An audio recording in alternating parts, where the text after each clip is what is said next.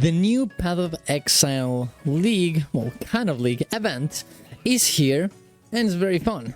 But me, as a PoE2 player that started with that game, it's been a bit hard to actually get into it because of all the quality of life that we have gotten in that game.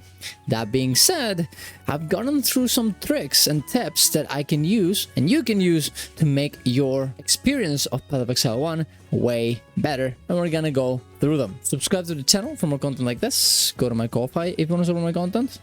And let's get into it. One of the biggest reasons why PoE2 was such a smooth game to play was the dodge key. You would press dodge, spacebar by default, and you do a little dodge that would be able to make you invulnerable from different enemies and kind of make you feel like you were a bit faster, even though you kind of weren't. But it was a very, very cool little thing that you could actually do.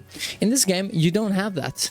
But instead, you have other abilities that do movement. For example, Leap Slam or Frost Blink. All of them, most of them, you can actually get them from the start of the campaign in Lionized Watch, and you can see that. Boom, it actually launches me forward very fast, and it kind of works out a little bit like a dodge. Well, what I did is that I actually replaced the button from this specific ability that you can put whatever in, whichever button you want, to the button that I use in Path of Exile 2 as my dodge. This way, it makes me feel like I'm actually indeed dodging around, even though it is way more, way more mobility, way more of a powerful spell. It's not exactly a dodge. It feels a little bit like a dodge, and it makes me feel way more comfortable playing a game that otherwise would be way less mobile. It is actually kind of funny to me because a lot of comments have been telling me like, hey, why you have such a problem not having the dodge key? Like it's so much worse to have dodge key in PoE2 than to have this amount of abilities like you do in PoE1 to move around like a maniac and super fast. And I agree, but I do have to say that I personally would rather not move as much as I am doing right now. I like the personally I like the PoE2 dodge key a bit better because it's just less insane, more balanced. But hey. But at the end of the day, if you want something similar, this is the best way of doing it. You just have to go into your keybinds, select your ability of movement wherever you want, and then replace the input of that ability wherever it is to the button that you want your dodge key to be like. Refunds. Guys, one of the best parts about Path of Exile 2 is the fact that you can go into your passives and just refund them almost at any point, right? There's a lot of them, right? So it kind of sucks whenever you make a mistake. Well, in this league, you can actually do this very, very easily as well, unlike back in the day. If you go into this guy called Johan the King's Hand, this guy will be at the first town, reach you as you start the game. You can just go in here, talk to him, and just say like, visit King's March. You just go there and you're gonna see that with gold that essentially every enemy in the game drops. You're just gonna have a good amount of them by just playing the game.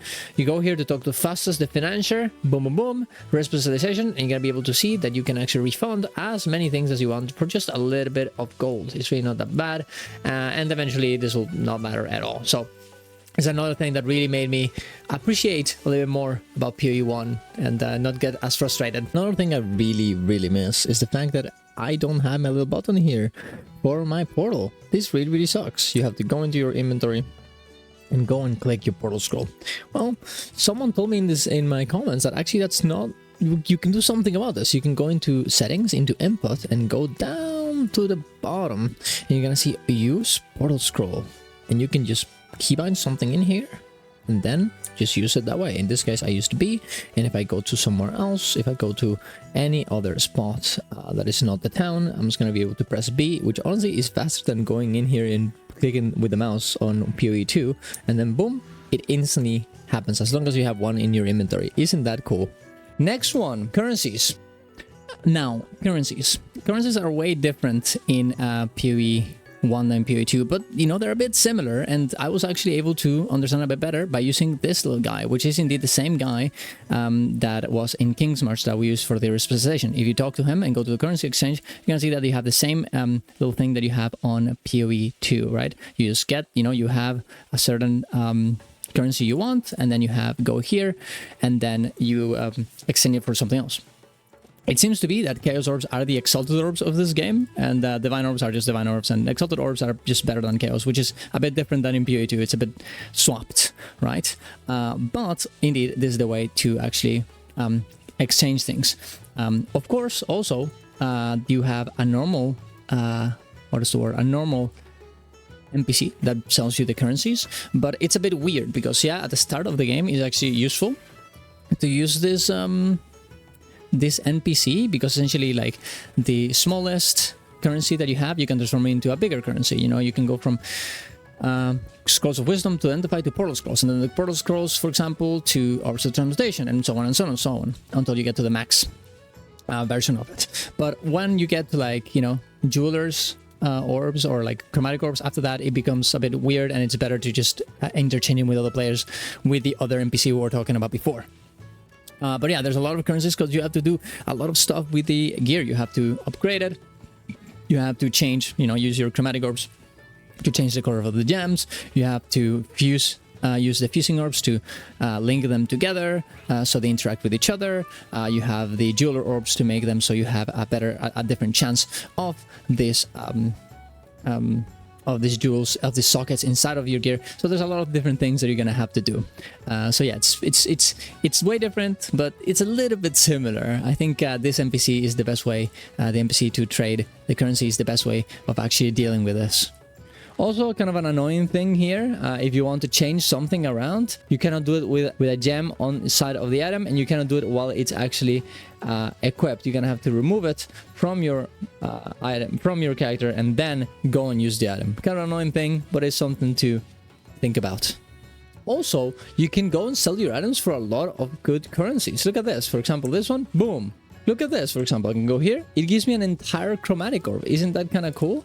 Depending on how the quality of the items and the amount of sockets and the amount of different colors it has, you will be able to get any of these items, which I think is actually very, very cool. Selling items or disenchanting items in PoE 2, it really didn't feel very fun, but in this game, it definitely does. You feel like you're really getting a lot of currency for them. And if you want to get a different currency, everything kind of grows a little by little from the bottom to the top, so you can transform your currencies in the way that you want. The worst currency is the Scroll of Wisdom, and then, you know, 3 Scroll of Wisdom makes a Portal Scroll, then 7 Portal Scrolls makes an Orb of Transmutation, then Orbs of Transmutation into Orb of Augmentation, and so on and so on. A bit different than how it works in PoE 2, I think.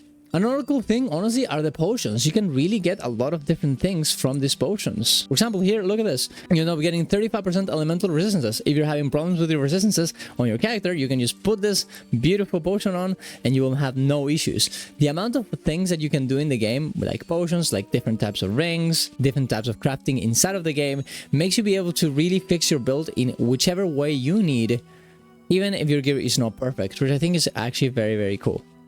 Another thing that honestly everyone really misses, and I miss a lot too, is the WESD movement. It kind of sucks that you're gonna have to click on everything to move around.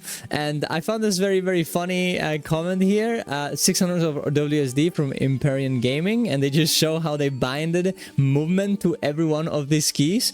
I tried this out. It doesn't really work as you would expect. You know, you would think that it actually moves you, but what it ends up doing instead is that it actually moves you to the very specific place where your mouse is at. So if I have WSD, I'm gonna press W here, just in this scenario. It will only work to the place where I have my mouse over. So even though it is kind of nice to have it, like, you know, set up like that, so you actually can pretend like you're actually moving with your keyboard, it doesn't really work out. I guess you could make some sort of macro, I guess, to make it so whenever you press W, your mouse is automatically goes up, A automatically goes to the left, D automatically goes to the right, and S automatically goes to the bottom, but that sounds insanely horrible and probably wouldn't really work out very well. Hopefully one day they enable it correctly.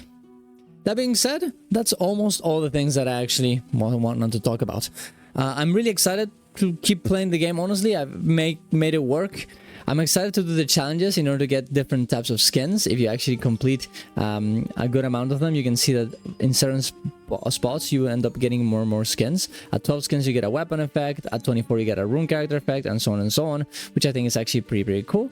So I'm gonna try and get all these ones before the actual season is over, so I can get all the skins for PoE2, and will end up being the game that I really like, I think. And it is also nice that the game kind of runs way better on PoE1 than in PoE2. The game lags a bit less. Yeah, it looks a bit more cartoony, I guess, a bit less realistic, but at least you know, it plays better. It has better FPS. I don't have as many issues, even though I just died.